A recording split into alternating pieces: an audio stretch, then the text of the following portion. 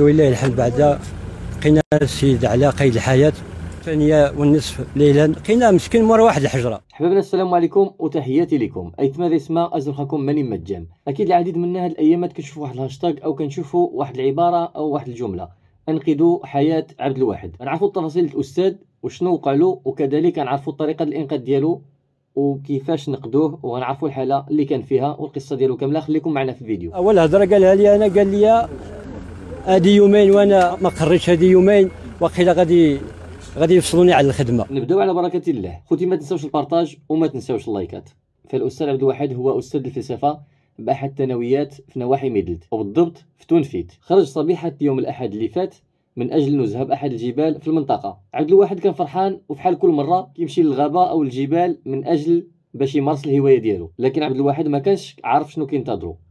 ففحال كل مره كيمشي كيقوم بالنزهه ديالو، واذا كان الثلج في هذه المنطقه كيقوم بالتزحلق، وفي العشيه في المساء كيرجع للدار ديالو. فعبد الواحد وصل المساء، وصلت الساعه اللي كيمشي فيها للدار، كيرجع فيها في حالته. الاهل والزوجه ديالو تاخر عليهم، كيتصلوا به هاتفيا لكن بدون جدوى، التغطيه منعدمه.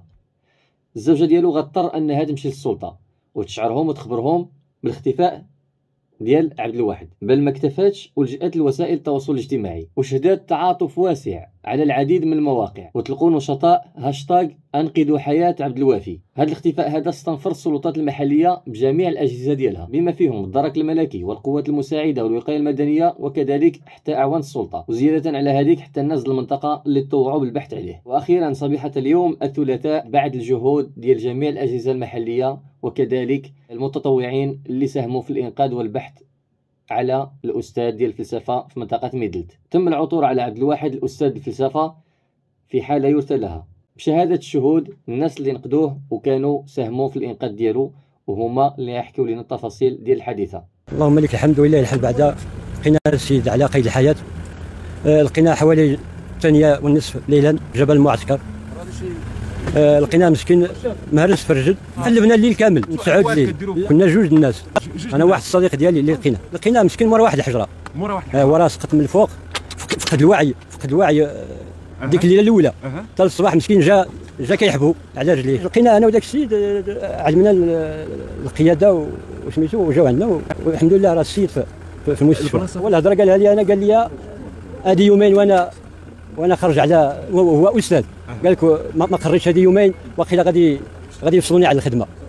هذه هي اول هضره قالها لي. قلت لي اللهم لك الحمد، تراك على قيد الحياه، الله هذاك هو الربح الكبير. ما لقيناش باش نديكلاريو، اضطريت باش نطلع في الجبل باش نشد الريزو. اتصلت بالاخ ديالي، والاخ ديالي اتصل بالمسؤولين هنا، يلاه شدات لي النمره ديال الاخ ديالي اللي شدات.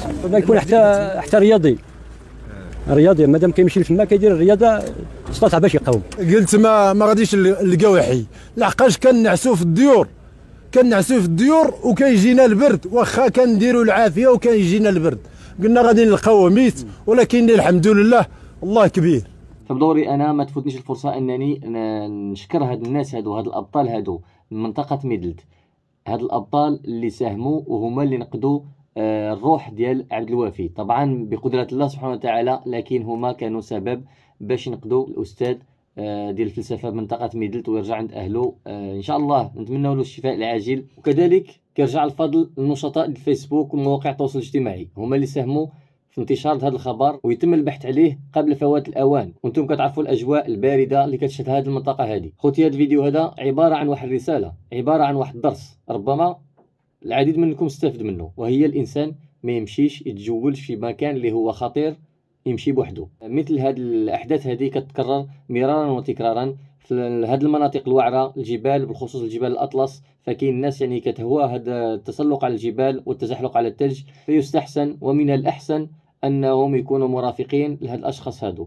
وهاد الاشخاص ما يعتمدوش على راسهم فقط، ما تمشيش انت تغامر براسك تمشي تقول غنقوم واحد النزهه في احد الجبال اللي هي صعيبه انك توصلها بوحدك. هاد الشيء راه خطر عليك. نتمنى له الشفاء العاجل. وما تنساوش خوتي تبارطاجوا الفيديو وتعم الفائده للجميع. وانتم كتعرفوا هاد الاجواء دابا الحمد لله بلادنا كتساقط عليها الامطار وكذلك الثلوج، وكاين الناس يعني كيهواو هاد يعني الهوايه ديال التزحلق على الجليد، وكذلك يعني كيبغيو يطلعوا القمم ديال الجبل. فهاد الشيء خطر والانسان خصو يرد البال. السلام عليكم.